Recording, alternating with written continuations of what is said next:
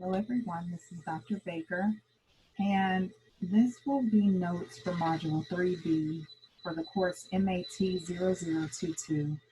Module 3B deals with percent applications and conversions. Now, for the first few problems, we'll be using this percent formula. You want to have it in your notes. The word is divided by of equals percent over 100. So we'll be using this formula to solve all these one sentence percent problems. That's is divided by of equals percent over 100. That's going to be our setup, and then we'll cross multiply to solve these equations. Starting with number 3, what percent of 75 is 93? You see those words is and of there. So using our formula, is divided by of equals percent over 100, we'll substitute values for is and of. Is in our equation is 93. So in the numerator, instead of the word is, we'll replace the word 90, or replace the number 93. And the denominator of will replace with 75. Now we don't know the percent, that's what we're trying to find. We'll put X for the percent and then divide it by 100. To solve these percent problems, you're going to cross multiply. So we'll multiply the terms that are diagonal to each other. I'm circling here 93 times 100. That gives us 9,300. I'll put an equal sign in front, and then we'll multiply the opposite side. So 75 times X gives us 75X. Now to solve this equation, we would divide both sides by 75. 75 over 75, X gives us, when we divide, 124.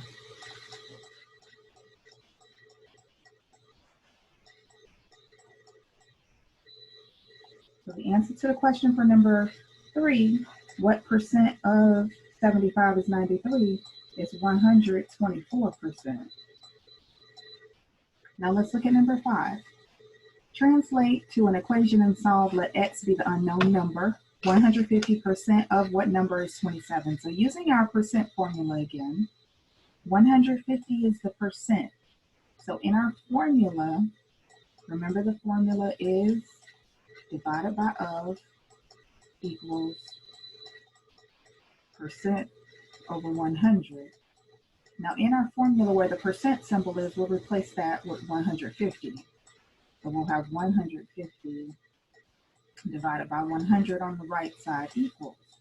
Is divided by of. We have 27 for is, so in our numerator, we'll write 27. The of we do not know, so we'll put X there, and then we'll cross multiply to solve. 150 times X gives us 150X. And 27 times 100 gives us 2,700.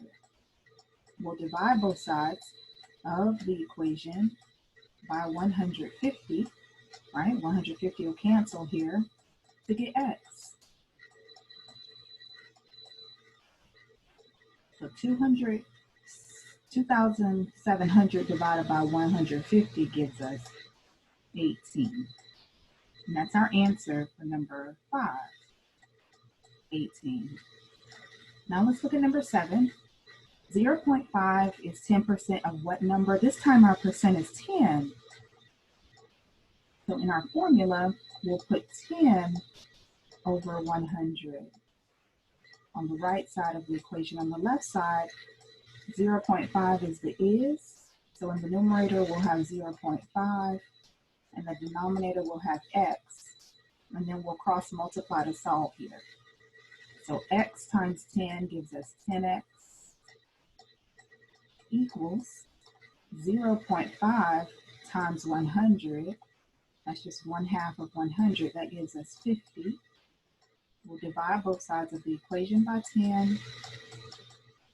The 10s will cancel here, leaving X on the left side of the equal sign, and 50 divided by 10 gives us 5. So the answer to number 7 is 5. All right, now let's move on to number 9. For these problems that deal with percent increase and decrease, to find a percent increase or a percent decrease, just some notes for you, you want to divide the difference, meaning how far up or how far down did you go. Like if we start with 10 and we move up to 15, we increase by 5. So that difference from the first digit or the original digit to the new digit, you'll put that number in the numerator. And then you divide by whatever the original amount is. Together, you'll create a fraction.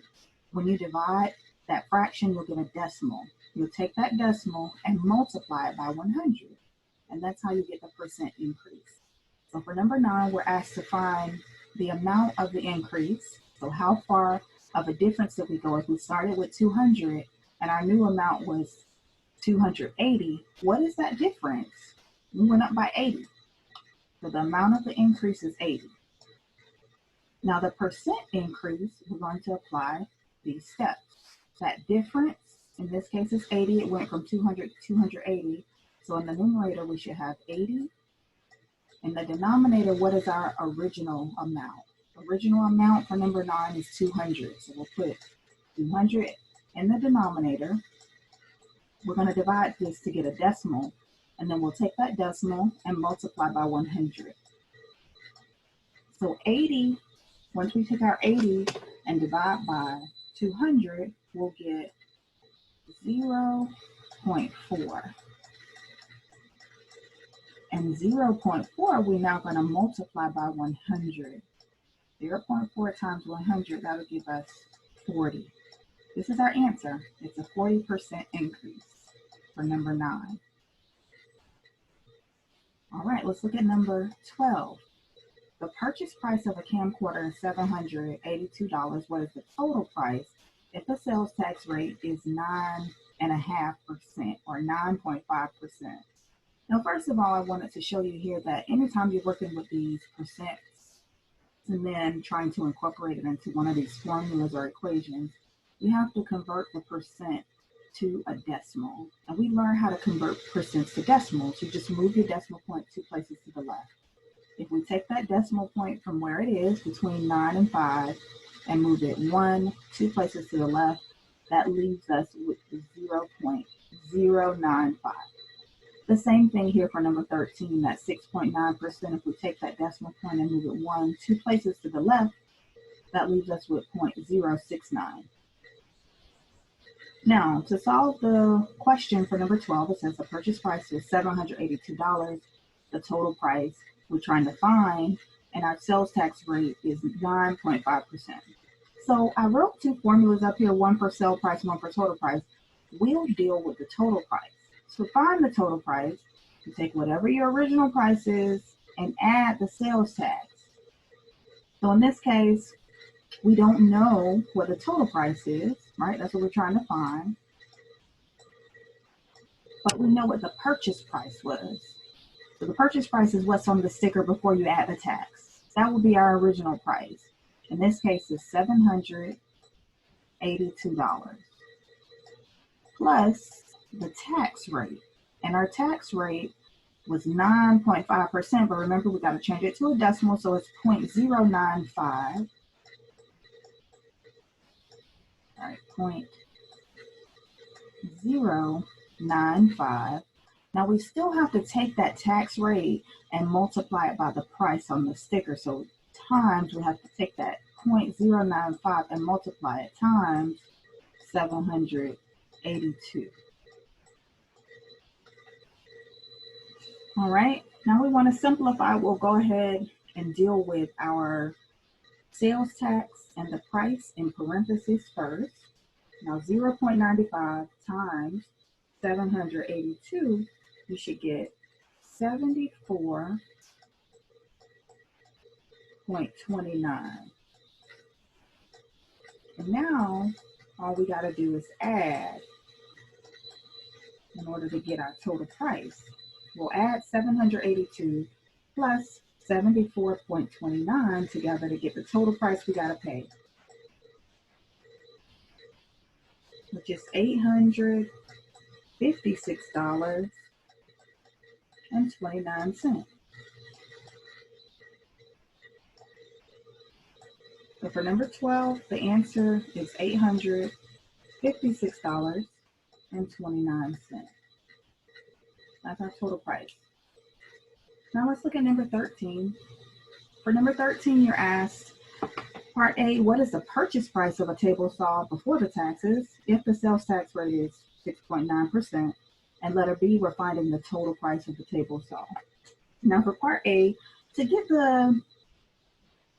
the purchase price, right, to figure out what the purchase price is, if the tax rate is 6.9% and the sales tax that you had to pay was 17.94, let's refer back really quickly to problem 12.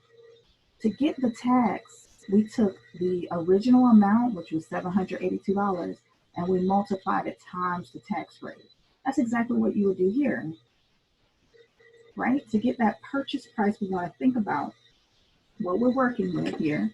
We have a tax rate of 6.9, so we would take that 0.069 as a decimal, and we multiply it times whatever the original price is, but we don't know what it is. So we're going to put X.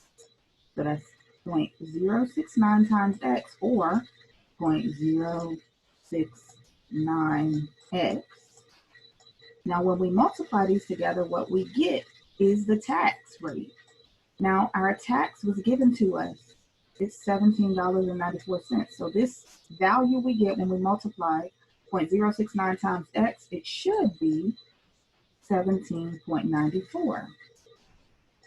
To figure out what the amount is we had to multiply, we're going to divide both sides of this equation by 0.069.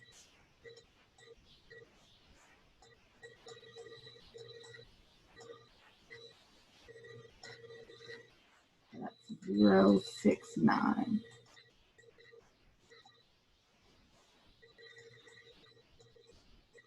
And 17.94 divided by 0.069, that gives us 260.